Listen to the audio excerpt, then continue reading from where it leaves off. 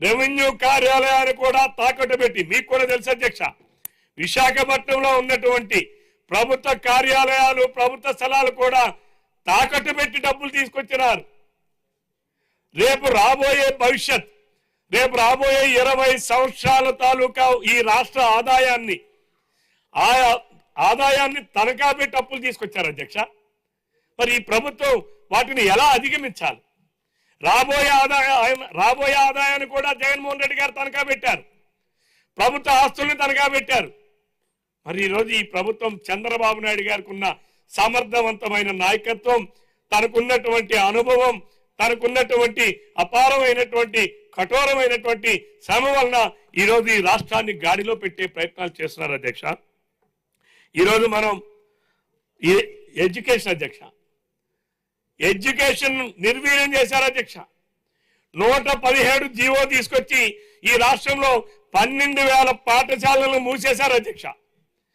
2019 మార్చి 31 నాటికి ఆంధ్రప్రదేశ్ రాష్ట్రంలో ప్రభుత్వ పాఠశాలల్లో 45 లక్షల మంది విద్యార్థులు చదువుతా ఉంటే, నిన్న జగన్మోహన్ రెడ్డి గారు ప్రభుత్వం జూన్ 12వ తారీఖు నాడు ఈ కొత్త ప్రభుత్వం వచ్చిన తర్వాత ప్రభుత్వ పాఠశాలలో ఎంతమంది విద్యార్థులు చదువుతున్నారని చూస్తే 34,50,000 మంది అధ్యక్ష.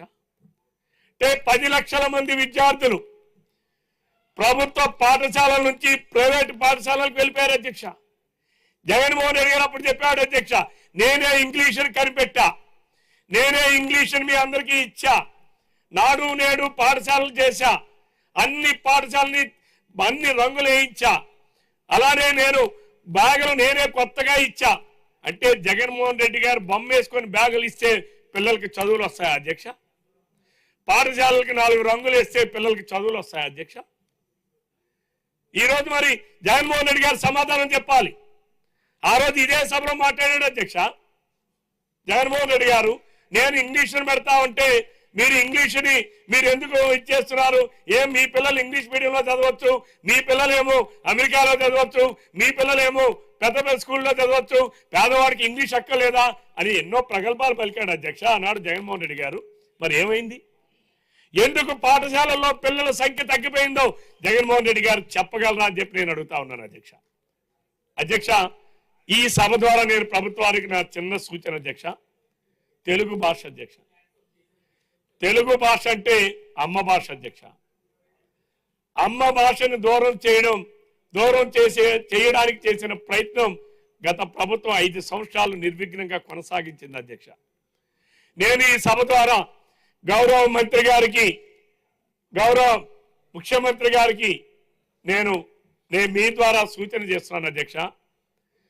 నేను నిన్ననో మొన్ననో విన్నాను అధ్యక్ష, ఇంటర్మీడియట్ పాఠశాలల్లో తెలుగుని సెకండ్ లాంగ్వేజ్ కంపల్సరీ లాంగ్వేజ్ గా ఉంచామని అధ్యక్ష. దానిని ఇప్పుడు ఆప్షనల్ సబ్జెక్ట్ గా పెట్టారని చెప్పి నేను వింటున్నాను అధ్యక్ష. ఈ సభ ద్వారా మీకు తెలియజేస్తున్నాను, ప్రభుత్వానికి గౌరవ మంత్రి గారికి దృష్టికి తీసుకొస్తున్నాను అధ్యక్ష. తెలుగుని సెకండ్ లాంగ్వేజ్ కంపల్సరీ లాంగ్వేజ్ గా ఉంచాలి. ఎందుకంటే గ్రామీణ ప్రాంతాల నుంచి చదువుకున్నటువంటి విద్యార్థులు వాళ్ళని ఇమ్మీడియట్ గా ఇంటర్మీడియట్ లో తెలుగు లేకపోతే అధ్యక్ష చాలా ఇబ్బందులు పడతారు అధ్యక్ష. కాబట్టి ఒకసారి దాన్ని పరిశీలించాలని చెప్పి ప్రభుత్వానికి నేను ఇది చేస్తున్నాను అధ్యక్ష. అలానే అధ్యక్ష, జగన్మోహన్ రెడ్డి గారు ప్రభుత్వం సుమారు 3,400 కోట్ల రూపాయలు ఫీజు రింబర్స్మెంట్ బకాయిలు పెట్టిపోయాడు అధ్యక్ష. అలాగే పిల్లలకి ఇచ్చినటువంటి పౌష్టికాహారం చెక్కీలు అధ్యక్ష, చెక్కీల మీద 175 కోట్ల రూపాయలు పెండింగ్ పెట్టిపోయారు అధ్యక్ష. వాటన్నిటిని ఈరోజు ఈ ప్రభుత్వం ఇచ్చింది అధ్యక్ష. ఈరోజు లోకేష్ బాబు గారి నాయకత్వంలో ఎడ్యుకేషన్ డిపార్ట్మెంట్ లో అనేక రిఫార్మ్స్ తీసుకురావాలి. అలానే ఈరోజు స్కిల్ సెన్సస్ చేయాలి. ఈరోజు వినూత్నమైనటువంటి విధానాలతో పటిష్టమైనటువంటి విద్యా విధానాన్ని రాష్ట్రంలో అమలుపరచడానికి ఈరోజు ఈ ప్రభుత్వం కృషి చేస్తుంది అధ్యక్ష.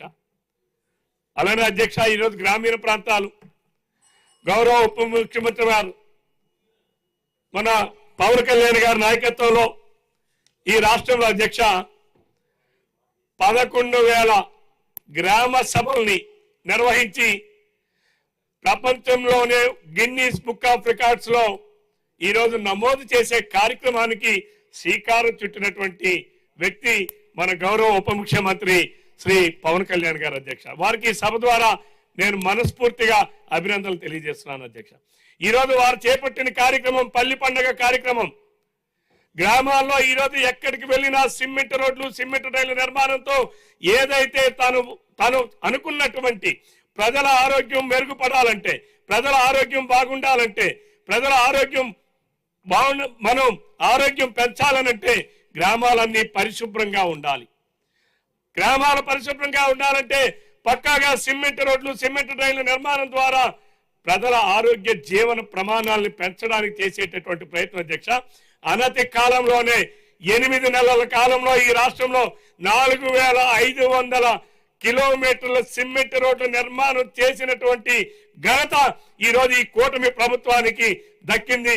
జగన్మోహన్ రెడ్డి గారు గడచిన 5 సంవత్సరాల కాలంలో 100 కిలోమీటర్లు కూడా సిమెంట్ రోడ్లు, డ్రైన్ల నిర్మాణం చేపట్టలేదు అధ్యక్ష.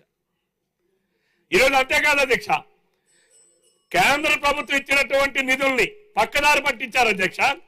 గత ప్రభుత్వం పంచాయతీలకు ఇవ్వాల్సినటువంటి 12,000 కోట్ల రూపాయల్ని పక్కదారి పట్టిస్తే ఈరోజు ఈ కూటమి ప్రభుత్వం కేంద్ర ప్రభుత్వం ఇచ్చినటువంటి నిధుల్ని నేరుగా గ్రామ పంచాయతీలకి విడుదల చేసి ఈరోజు గ్రామ పంచాయతీలు సుపరిపాలన అని చెప్పి ఈరోజు ఏదైతే గాంధీ గారు ఆశించారో, గాంధీ గారు ఆశించినటువంటి కళల్ని, గ్రామ స్వరాజ్యాన్ని సార్థకత చేస్తున్నటువంటి ప్రభుత్వం ఈనాడు ఈ కూటమి ప్రభుత్వం అధ్యక్ష.